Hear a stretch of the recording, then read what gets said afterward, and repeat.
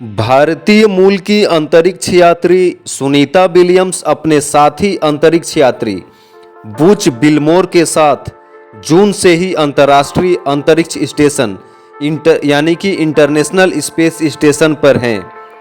पिछले 150 दिनों से अधिक समय से दोनों अंतर्राष्ट्रीय अंतरिक्ष स्टेशन पर फंसे हुए हैं।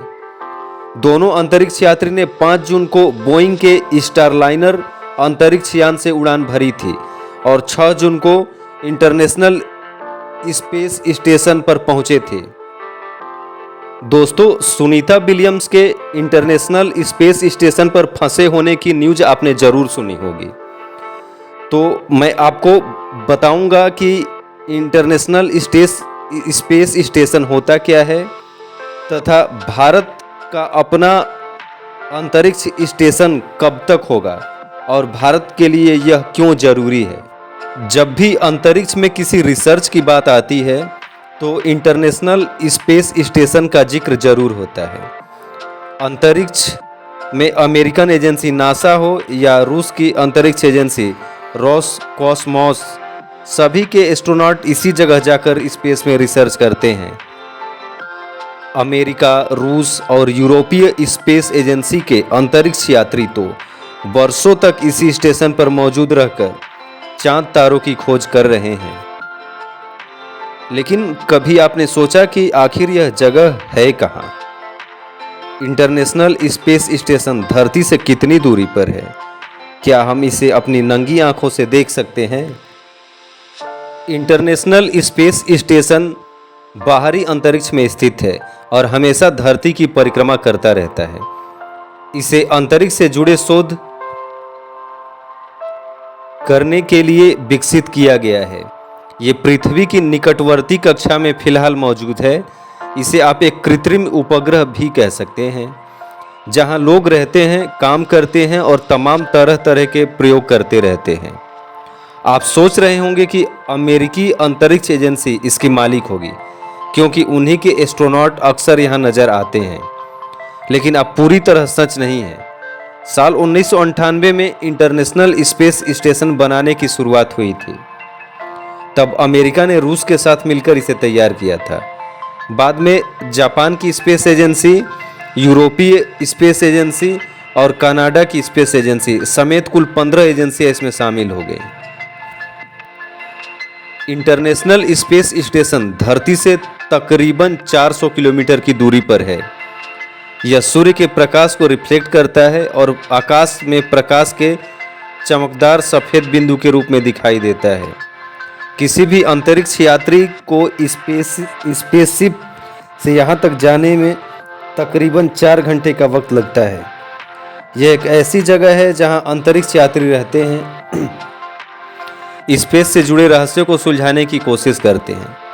आप जानकर हैरान होंगे कि यह बिल्कुल एक कॉलोनी की तरह है, जहां एस्ट्रोनॉट के लिए 6 स्लीपर क्वार्टर बनाए गए हैं। बाथरूम भी है, लेकिन विंडो सिर्फ एक है जिससे बाहर देखा जा सकता है। इंटरनेशनल स्पेस स्टेशन की लंबाई तकरीबन 109 मीटर है, जिसका वजन तकरीबन 450 टन है और पूरी तरह से सौर ऊर्जा से संचालित होता है।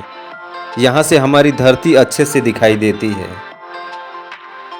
इंटरनेशनल स्पेस स्टेशन धरती का चक्कर लगाता रहता है और जिन देशों के ऊपर से यह गुजरता है, नासा उसकी जानकारी पूरी दुनिया के साथ शेयर करता है। कुछ दिनों पहले नासा ने कहा था कि अभी यह 2031 तक काम करेगा और उसके बाद ही इसे हटाने पर विचार किया जाएगा। फिलहाल इसे डीकमीशन करने पर अभी नहीं सोचा जा रहा है, लेकिन स्पेस में होने की वजह से इस पर खतरे कई बार आए और 1999 के बाद से अंतरिक्ष कचरों की वजह से